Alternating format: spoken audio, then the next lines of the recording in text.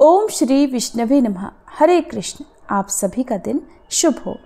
आज दिनांक है 7 मई और दिन है बुधवार। आज वैशाख मास के शुक्ल पक्ष की दशमी तिथि सुबह 10:19 तक रहेगी और बाद में एकादशी तिथि प्रारंभ हो जाएगी। आज आप वैशाख मास के 25वें दिन का महात्म्य सुनेंगे। उससे पहले सुनिए भगवान श्री विष्णु की एक बहुत ही सुंदर कथा। एक बार की बात है, एक बार भगवान श्री विष्णु अपने वाहन श्री गरुड़ जी पर सवार होकर कैलाश पर्वत पर जा रहे थे। जाते समय मार्ग में गरुड़ जी ने देखा कि एक ही द्वार पर 2 बारातें ठहरी हुई थी। ये बात उनकी समझ में नहीं आई। बस फिर क्या था, पूछ बैठे श्री हरि से कि प्रभु, ये कैसी अनोखी बात है कि विवाह के लिए एक कन्या और 2 बारातें हैं। मेरी तो समझ में बिल्कुल नहीं आ रहा। गरुड़ जी का प्रश्न सुनकर भगवान श्री हरि बोले कि हाँ, एक ही कन्या से विवाह करने के लिए इस समय 2 अलग अलग जगह से बारातें आई हैं। एक बारात पिता द्वारा पसंद किए गए लड़के की है और दूसरी माँ द्वारा पसंद किए गए लड़के की है। भगवान की ये बात सुनकर गरुड़ जी फिर बोले, प्रभु, आखिरकार इस कन्या का विवाह होगा किसके साथ? प्रभु बोले, जिसे माता ने पसंद किया है और बुलाया है उसी के साथ कन्या का विवाह होगा। अब भगवान की ये बात सुनकर गरुड़ जी मौन हो गए और भगवान को कैलाश पर्वत पर पहुंचाकर कौतूहलवश उसी जगह पर फिर से आ गए जहां वो दोनों बारातें ठहरी हुई थी। गरुड़ जी ने मन में सोचा कि अगर मैं माँ द्वारा पसंद किए गए वर को यहाँ से हटा दूं तो भला ये विवाह कैसे संभव होगा। फिर क्या था, उन्होंने भगवान के विधान को देखने की जिज्ञासा के लिए तुरंत ही उस वर को वहां से उठाया और ले जाकर समुद्र के एक टापू पर छोड़ दिया। ऐसा करने के बाद भी गरुड़ जी थोड़ी देर के लिए भी रुके नहीं थे, बल्कि अब तो उनके मन में एक नया विचार दौड़ने लगा कि मैं तो इस लड़के को यहाँ उठा लाया हूँ, किंतु यहाँ तो इस निर्जन टापू में इसके खाने पीने की कोई व्यवस्था ही नहीं है और ऐसे में इस सुनसान निर्जन टापू पर तो ये लड़का भूखों ही मर जाएगा और वहां पर सारी बारात मजे से 56 भोग का आनंद ले रही होगी। ये तो बिल्कुल भी ठीक नहीं है। इसका पाप तो मुझे अवश्य लगेगा। इसलिए अब तो मुझे इसके लिए भी खाने का कुछ ना कुछ इंतजाम तो करना ही पड़ेगा और यदि विधाता का विधान मुझे देखना ही है तो थोड़ा परिश्रम तो मुझे भी करना ही पड़ेगा। ऐसा मन में विचार कर गरुड़ जी वापस उसी स्थान पर फिर से आ गए। इधर कन्या के घर पर स्थिति ये थी कि वर के गायब हो जाने से कन्या की माता को बड़ी निराशा हो रही थी, किंतु वो भी अपनी जिद पर अडिग थी। इसलिए उन्होंने अपनी कन्या को एक भारी टोकरी में बिठाकर ऊपर से फल फूल मेवा मिष्ठान आदि सजाकर रख दिए, जिसमें कि भोजन सामग्री ले जाने के लिए वर पक्ष से लोग आए हुए थे। माँ द्वारा उसी टोकरी में अपनी पुत्री को छुपाकर भेजने के पीछे उसकी मंशा केवल इतनी थी कि वर पक्ष के लोग कन्या को अपने घर ले जाकर वर को खोजकर उन दोनों का ब्याह करा देंगे। माँ ने अपना ये भाव किसी तरह होने वाले समधी को भी बता दिया। उसके अलावा उन्होंने इस बात की सूचना किसी को भी नहीं दी, क्योंकि कन्या की माँ नहीं चाहती थी कि पिता द्वारा पसंद किए गए वर से उनकी पुत्री का विवाह हो। अब संयोग की बात तो देखिए, आंगन में रखी उसी टोकरी को जिसमें कन्या की माँ ने तरह तरह के फल मेवा मिष्ठान आदि से भरकर अपनी कन्या को छुपाया था, गरुड़ जी ने उसे भरा देखा तो उठाया और लेकर उड़ चले। उसी टोकरी को ले जाकर गरुड़ जी ने उस निर्जन टापू पर, जहां पहले से ही वो उस वर को उठाकर ले जाकर रख छोड़ आए थे, वर के सामने ले जाकर रख दिया। इधर भूख के मारे व्याकुल हो रहे वर ने जैसे ही अपने सामने खाने पीने की तमाम तरह की चीजें देखी तो वह भूख से व्याकुल हो उठा और एक बाज की तरह उस खाने पीने की वस्तुओं पर झपटा। उसने टोकरी से जैसे ही खाने के लिए फल मिठाई आदि निकालना शुरू किया तो क्या देखा कि उसमें तो 16 श्रृंगार किए हुए वही युवती बैठी हुई है जिससे कि उसका विवाह होना था। अब तो ये सब देखकर गरुड़ जी हैरान रह गए। उन्हें निश्चय हो गया कि हरि इच्छा बलवान, राम कीन्ह चाहे सोई होई, करे अन्यथा अस नहीं कोई। फिर तो शुभ मुहूर्त विचार कर स्वयं गरुड़ जी ने ही पुरोहिताई का कर्तव्य भी निभाया। वेद मंत्रों से विधि विधान से विवाह कार्य संपन्न कराकर उन्होंने वर वधू को आशीर्वाद दिया और फिर से उनके घर पहुंचा दिया। इसके बाद गरुड़ जी ने प्रभु के पास आकर सारा वृतांत उनसे निवेदित कर दिया और प्रभु पर अपना अधिकार समझकर झुंझलाकर बोले कि प्रभु, आपने तो बड़ी अच्छी लीला की, सारा ब्याह कार्य हम ही से करवा लिया। भगवान गरुड़ जी की बातों को सुनकर मंद मंद मुस्कुरा रहे थे। प्रेम से बोलिए जय श्री कृष्णा, जय श्री राधे। अब सुनिए आज का महात्म्य। इसके पहले के अध्याय में आपने जाना था कि किस प्रकार इंद्रद्युम्न के साथ ही अन्य राजा और उनके सेवक भी अपना अपना सामान लेकर, जो खरीदने की बेचने की वस्तुएं थी उन्हें साथ लेकर, जिसके लिए जो भी मार्ग सीधा और आसान लगा वो उसी से चल दिया। नीलाचल पर पहुंचने वाले कठिन से कठिन रास्तों के द्वारा भी लोगों ने यात्रा की। महाराज इंद्रद्युम्न समस्त पुरवासियों तथा हर्ष में भरी हुई चतुरंगिणी सेना से घिरे हुए थे। जंगल का रास्ता जानने वाले पुरुष जो मार्ग बतलाते उसी से राजा यात्रा करते थे। मार्ग के दोनों ओर आने वाले देशों और वनों को देखते हुए वे बड़ी तेजी से यात्रा कर रहे थे। महानदी के तट पर जहाँ वृक्ष बहुत कम थे तथा पर्वतीय गुफाओं के कारण जो स्थान बहुत प्रसिद्ध था, वहाँ उन्होंने अपराह्न काल का आवश्यक कृत्य करने के लिए अपनी सेना का पड़ाव डाला। फिर अपने पुरोहित के साथ नदी के जल में उतरे और स्नान करके देवताओं का तथा पितरों का तर्पण किया। इसके बाद विधि पूर्वक भगवान विष्णु की पूजा करके नारद जी के साथ बैठकर भोजन किया। जब सूर्य अस्ताचल के शिखर पर पहुंचे तब सायंकाल की उपासना पूरी करके राजा सभा में बैठे। उस समय उन्होंने श्रेष्ठ वैष्णवों का चंदन, माला और तांबूलों से पूजन किया। फिर भगवान के सर्व पापहारी चरित्र का श्रवण करने के लिए सिंहासन पर बैठे हुए मुनिवर नारद जी से राजा ने इस प्रकार कहा, भगवान, आप वेद और वेदांगों की निधि हैं, भगवान के प्रिय भक्त हैं। अगर मुझ पर आपकी कृपा हो तो भगवान विष्णु की लीला कथा रूपी सुधा से मेरे मलिन अंतःकरण को शुद्ध कर दीजिए। देवर्षि नारद तथा राजा इंद्रद्युम्न में इस प्रकार की बात चल ही रही थी कि द्वारपाल ने पास आकर सूचना दी, महाराज, उत्कल देश के राजा आपके द्वार पर उपस्थित हैं और श्रीमान के चरणारविंदों का दर्शन करना चाहते हैं। सुनकर राजा बोले, श्रीमान ओढ़ नरेश को शीघ्र ही भीतर लेकर आओ, उनका दर्शन करके हम सब लोग पाप रहित हो जाएंगे। महाराज का ये वचन सुनकर द्वारपाल ने शीघ्र ही राजसभा में उत्कल नरेश का प्रवेश कराया। अपने वैष्णव मंत्रियों के साथ राजसभा में प्रवेश करके ओढ़ देश के राजा ने इंद्रद्युम्न के वंदनीय चरणों को सादर नमस्कार किया। तब उन वैष्णव नरेश को उठाकर महाराज इंद्रद्युम्न ने उनका सत्कार किया और अपने आसन पर ही बिठाकर विनययुक्त वचनों में कहा, राजन, आप कुशल से तो है ना? उत्कल नरेश, नीलाचल शिखर निवासी भगवान माधव तो वहाँ विजयपूर्वक विराज रहे हैं ना? क्या आपकी निर्मल बुद्धि भगवान के चरणारविंदों में लगती है? समस्त प्राणियों में समान चित्त रखने वाले आपका मन भगवान में अनुरक्त तो है ना? तब उत्कल नरेश ने हाथ जोड़कर नम्रतापूर्वक कहा, स्वामिन, आपके चरणों की कृपा से मेरे लिए सब कुछ कुशल मंगल है। दक्षिण समुद्र के तट पर जंगलों से घिरा हुआ नीलाचल विद्यमान है, किंतु वहाँ लोगों का आना जाना नहीं है। भगवान नीलमाधव भी वही हैं, परंतु इस समय प्रचंड आंधी के कारण उठी हुई अधिक बालू राशिका से वे छिप गए हैं, ऐसी बात सुनी जाती है। इसलिए मेरे राज्य में भी अकाल और मृत्यु का भय बढ़ गया है, किंतु अब आप पधारे हैं तो सब कुछ कुशल ही होगा। उत्कल नरेश के ऐसा कहने पर राजा इंद्रद्युम्न ने उनका आदर करते उन्हें विदा कर दिया और फिर नारद जी की ओर देखकर बड़े उदास स्वर से कहा, मुने, ये क्या हो गया? नारद जी बोले, राजन, इस विषय में तुम्हें बिल्कुल भी हैरान नहीं होना चाहिए। श्रेष्ठ वैष्णव भाग्यवान होता है। वैष्णवों का मनोरथ कभी निष्फल नहीं होता।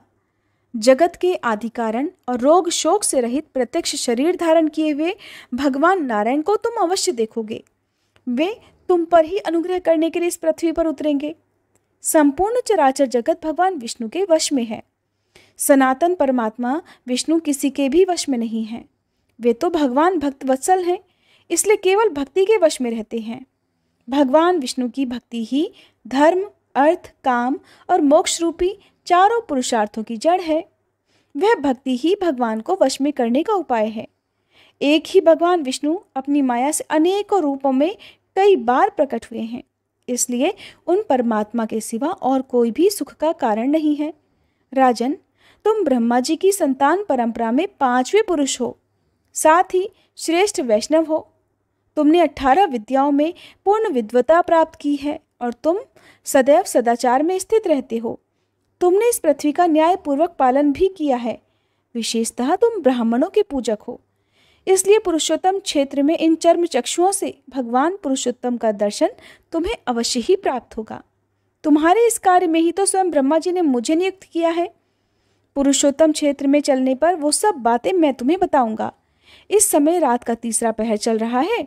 इन सब राजाओं को अपने अपने डेरे में जाने की आज्ञा दो और राजन, तुम भी आराम करो। जैमिनी जी कहते हैं, नारद जी के इस प्रकार आश्वासन देने पर राजा इंद्रद्युम्न ने प्रसन्न होकर जब उत्तम बुद्धि से विचार किया तब अपने परिश्रम को सफल माना और सभासदों को विदा करके मुनि का हाथ अपने हाथ में लेकर अंतःपुर में प्रवेश किया। फिर विधि पूर्वक उनकी पूजा करके उन्हें पलंग पर सुलाया और उन्हीं के साथ बातचीत करके शेष रात्रि बिता दी। इसके बाद निर्मल प्रभात होने पर नित्य कर्म पूरा करके उन्होंने जगन्नाथ जी का पूजन किया। इसके बाद सब महानदी के पार उतरे और फिर इसके बाद उत्कल देश के राजा के बताए हुए रास्ते से राजा इंद्रद्युम्न अपनी सेना के साथ एकाम्र नामक क्षेत्र की ओर बढ़ चले। वहां से कुछ दूर आगे जाने पर रास्ते में गंधवहा नाम की नदी मिली जो बड़ी तेजी से बह रही थी। उसको पार करके आगे बढ़ने पर शंख आदि वाद्यों की आवाज सुनाई पड़ी। तब राजा ने नारद जी से पूछा, महामुने, ये शब्द कहाँ हो रहा है? सुनकर नारद जी बोले, राजन, ये अत्यंत दुर्लभ क्षेत्र है जिसे भगवान विष्णु ने गुप्त कर रखा है। तुम भाग्यवानों में श्रेष्ठ हो, इसलिए तुम्हारे सौभाग्य से जितेंद्रीय पुरोहित ने किसी प्रकार जाकर भगवान का दर्शन किया है। यहाँ से 3 योजन पर नीलगिरी विद्यमान है और ये भगवान गौरीपति का एकाम्र वन नामक क्षेत्र है जो अब अधिक दूर नहीं है। एक समय भगवान शिव ने लोकों के आदिकरण अनादि पुरुषोत्तम का इस प्रकार स्तवन किया कि हे नारायण, हे परम धाम, हे परमात्मन, हे परात्पर, हे सच्चिदानंदमय वैभव से युक्त निरंजन परमेश्वर, आपको मेरा नमस्कार है। आप संसार के कारण हैं और गुणों के भेद से सृष्टि, पालन तथा संहार रूप कर्म किया करते हैं। आपने अपनी ही योग माया से अपने को गुप्त कर रखा है। आपको नमस्कार है। आप न भीतर हैं न बाहर, साथ ही बाहर भी हैं और भीतर भी हैं, दूर होते हुए भी अत्यंत पास हैं। भारी, हल्के, स्थिर, अत्यंत सूक्ष्म और अतिशय स्थूल भी आप ही हैं। आपको नमस्कार है। जिनके कटाक्ष विलास से कोटि कोटि ब्रह्मा और अगणित रुद्र उत्पन्न होते हैं, उन कालात्मा श्री हरि को नमस्कार है। जिनके एक एक रोम में अनेकानेक ब्रह्मांडों का समुदाय भरा हुआ है और जिनका शरीर माप जोख के बाहर है, उन विश्वरूप भगवान को नमस्कार है।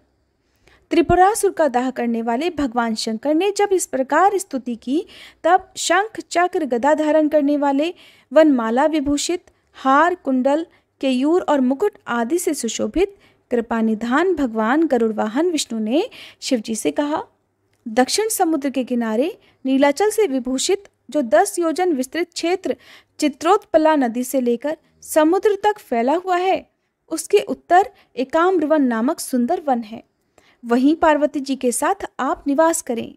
यहाँ सब लोगों की सृष्टि करने वाले ब्रह्मा जी मेरे आदेश से आपको कोटि लिंगों के अधीश्वर पद पर अभिषिक्त करेंगे।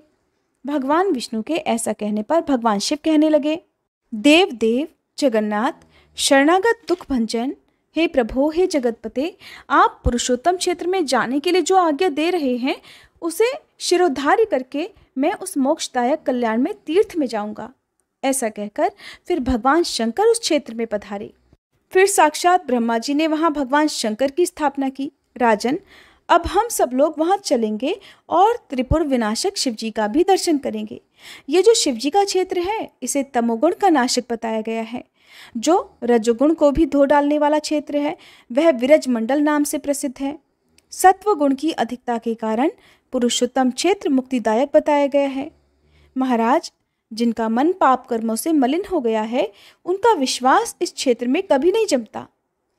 नारद जी की बात सुनकर राजा का मन प्रसन्न हो गया और कहने लगे, ब्राह्मण, आपने मुझे परम पावन क्षेत्र का परिचय दिया, जहाँ पर साक्षात भगवान उमापति विराजमान है, वहाँ पर हम अवश्य ही चलेंगे। इस निश्चय के बाद देवर्षि नारद और राजा इंद्रद्युम्न दोपहर के समय सेना के साथ एकाम्र वन नामक क्षेत्र में पहुंच गए। वहां विंदु तीर्थ में स्नान करके उसके तट पर विद्यमान भगवान पुरुषोत्तम का उन्होंने विधिपूर्वक पूजन किया। उसके बाद वे कोटीश्वर महालय को गए। वहां जल से तरह तरह आचमन करके सात्विक धर्म में स्थित राजा ने त्रिभुवनेश्वर अर्थात भुवनेश्वर नामक लिंग का महास्नान की विधि से पूजन किया। फिर अनन्य चित्त से भगवान शंकर जी का ध्यान करते हुए वे खड़े रहे। तब भगवान शंकर ने प्रसन्न होकर स्पष्ट वाणी में कहा, महाराज इंद्रद्युम्न, थोड़े ही समय में तुम्हारा मनोरथ पूर्ण होगा। इसके बाद उन्होंने नारद जी से कहा, महाभाग, ब्रह्मा जी ने जो आज्ञा आपको दी है उसे इस राजा द्वारा अश्वमेध यज्ञ कराते हुए पूर्ण करो। पुरुषोत्तम क्षेत्र साक्षात भगवान विष्णु का स्वरूप है। उसमें भी परम पुण्यमयी अंतर्वेदी भगवान विष्णु के हृदय के समान मानी गई है, जिसकी रक्षा के लिए श्री विष्णु ने 8 स्वरूपों में मुझे स्थापित किया है। शंखाकार पुरुषोत्तम क्षेत्र के अग्रभाग में दुर्गा देवी के साथ मैं नीलकंठ नाम से निवास करता हूँ, वहीं इस राजा को ले चलो। इस समय नीलमणिमय विग्रह वाले भगवान श्रीहरि अंतर्ध्यान हो गए हैं। वहाँ मेरी आज्ञा से भगवान श्री नरसिंह देव का क्षेत्र बनाओ। उस क्षेत्र में हमारे पास में ही राजा इंद्रद्युम्न एक सहस्त्र अश्वमेध यज्ञ करें। यज्ञ समाप्त होने पर इन्हें वह अद्भुत ब्रह्म स्वरूप वृक्ष भी दिखलाओ। उसके द्वारा विश्वकर्मा जी 4 प्रतिमाओं का निर्माण करेंगे और उन प्रतिमाओं की स्थापना करते समय ब्रह्मा जी स्वयं वहां पधारेंगे। तदंतर ये राजा समस्त पापों का नाश करने वाले और संपूर्ण जगत के आधारभूत भगवान विष्णु का दर्शन करेंगे। काष्ठ में शरीर अर्थात लकड़ी का शरीर धारण करके प्रकट हुए भगवान दर्शन मात्र से मोक्ष प्रदान करने वाले होंगे। नारद, भगवान विष्णु अपनी आज्ञा के पालन और भक्ति से बहुत प्रसन्न होते हैं। तब देवर्षि नारद जगत गुरु महादेव जी को प्रणाम करके हाथ जोड़कर बोले। उन्होंने जो कुछ भी महादेव जी से कहा, भक्तजनों, उसका वृतांत आप सभी अगले अध्याय में सुनेंगे। अब सुनिए श्री विष्णु चालीसा पाठ। श्री विष्णु चालीसा पाठ। विष्णु सुनिए विनय सेवक की चितलाए, कीरत कुछ वर्णन करूं दीजिए ज्ञान बताए। नमो विष्णु भगवान खरारी, कष्ट नशावन अखिल बिहारी। प्रबल जगत में शक्ति तुम्हारी, त्रिभुवन फैल रही उजियारी। सुंदर रूप मनोहर सूरत, सरल स्वभाव मोहिनी मूरत। तन पर पीतांबर अति सोहत, वैजंती माला मन मोहत। शंख चक्र कर गदा विराजे, देखत दैत्य असुर दल भाजे। सत्य धर्म मद लोभ न गाजे, काम क्रोध मद लोभ न छाजे। संत भक्त सज्जन मन रंजन, धनुज असुर दुष्टन दल गंजन। सुख उपजाए कष्ट सब भंजन, दोष मिटाए करत जन सज्जन। पाप काट भव सिंधु उतारण, कष्ट नाश कर भक्त उबारण। करत अनेक रूप प्रभु धारण, केवल आप भक्ति के कारण। धरणी धेनु बन तुम ही पुकारा, तब तुम रूप राम का धारा। भार उतार असुर दल मारा, रावण आदिक को संहारा। आप वराह रूप बनाया, हिरण्याक्ष को मार गिराया। धर्मत्स्य तन सिंधु बनाया, 14 रत्नन को निकलाया। अमिलख असुरन द्वंद मचाया, रूप मोहिनी आप दिखाया। देवन को अमृत पान कराया, असुरन को छवि से बहलाया।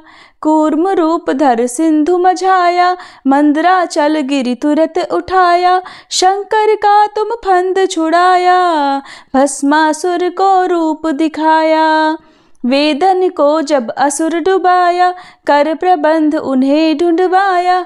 मोहिनी बनकर खल ही नचाया, उस ही कर से भस्म कराया। असुर जलंधर अति बलदाई, शंकर से उनकीन लड़ाई। हार पार शिव शकल बनाई, कीन सती से छल खल जाई। सुमिरन कीन तुम्हें शिव रानी, बतलाई सब विपत कहानी। तब तुम बने मुनीश्वर ज्ञानी, वृंदा की सब सुरति भुलानी। देखत तीन दनुज शैतानी, वृंदा आए तुम्हें लपटानी। हो स्पर्श धर्म क्षति मानी, हना असुर उर शिव शैतानी। तुमने ध्रुव प्रहलाद उबारे, हिरणाकुश आदिक खल मारे। गणिका और अजामिल तारे, बहुत भक्त भव सिंधु उतारे। हरहु सकल संताप हमारे, कृपा करहु हरि सिरजनहारे। देखहु मैं निज दर्श तुम्हारे, दीन बंधु भक्तन हितकारे। चाहता आपका सेवक दर्शन, करहु दया अपनी मधुसूदन। जानू नहीं योग्य जब पूजन, होए यज्ञ स्तुति अनुमोदन। शील दया संतोष सुलक्षण, विदित नहीं व्रत बोध विलक्षण। करहु आपका किस विधि पूजन, कुमति विलोक होत दुख भीषण। करहु प्रणाम कौन विधि सुमिरन, कौन भांति मैं करहु समर्पण। सुर नर मुनि करत सदा सेवकाई, हर्षित रहत परम गति पाई। दीन दुखिन पर सदा सहाई, निज जन जान लेव अपनाई। पाप दोष संताप नशायो, भव बंधन से मुक्त कराओ। सुत संपत्ति दे सुख उपजाओ, निज चरणन का दास बनाओ। निगम सदा ये विनय सुनावे, पढ़े सुने जो जन सुख पावे। प्रिय श्रोताओ, आइए अब हम सब मिलकर भगवान श्री लक्ष्मी नारायण जी से क्षमा प्रार्थना करें। हे सच्चिदानंद परम करुणामय भगवान विष्णु, हे लक्ष्मी नारायण भगवान, आप सबके अंतःकरण में वास करने वाले सर्वज्ञ, सर्वशक्तिमान और अनंत दयालु हैं। मैं आपकी इस अज्ञानमय बालिका ने जीवन के पथ पर चलते हुए अनगिनत बार अपने विचारों, वचनों और कर्मों से जाने अनजाने पाप, त्रुटियां और अपराध किए हैं। हे प्रभु, कभी किसी के साथ कटु व्यवहार किया, कभी अहंकार में कुछ ऐसा बोल गई जो आपकी मर्यादाओं के विरुद्ध था। कभी क्रोध आया, कभी मोह ने भरमाया और कभी लोभ ने मुझे आपके पथ से डगमगाया। परंतु प्रभु, आप तो क्षमाशील हैं। आप तो उसी को उठाते हैं जो गिर गया हो, उसी को थामते हैं जो भटक गया हो। हे श्री हरि, मैं स्वीकार करती हूँ कि मेरी बुद्धि संकीर्ण है, मन चंचल है, इंद्रियां आकर्षणों में बहक जाती हैं, परंतु मेरा हृदय बार बार आपके श्री चरणों की ओर ही लौट आता है। हे प्रभु, मैं आपकी शरण में हूँ। आपके बिना मेरा कोई सहारा नहीं, कोई गति नहीं। मुझ में यदि कोई गुण है तो वह आपके चरणों की भक्ति है। मुझ में यदि कोई शक्ति है तो वह आपके नाम का स्मरण है। आपकी कृपा के बिना मैं कुछ भी नहीं। इसलिए हे करुणा सिंधु, कृपया मुझ पर दृष्टि डालिए, मेरे समस्त पापों को क्षमा कर दीजिए। मुझे अपनी भक्ति में दृढ़ बनाइए और अपने प्रेम में बांध लीजिए। मैं न योग जानती हूँ, न यज्ञ, न तप, न व्रत। मैं तो केवल एक बात जानती हूँ कि आप मेरे हैं और मैं आपकी हूँ। यही संबंध मेरी आत्मा की अंतिम पहचान है। प्रेम से बोलिए श्री लक्ष्मी नारायण भगवान की जय, श्री कृष्ण भगवान की जय।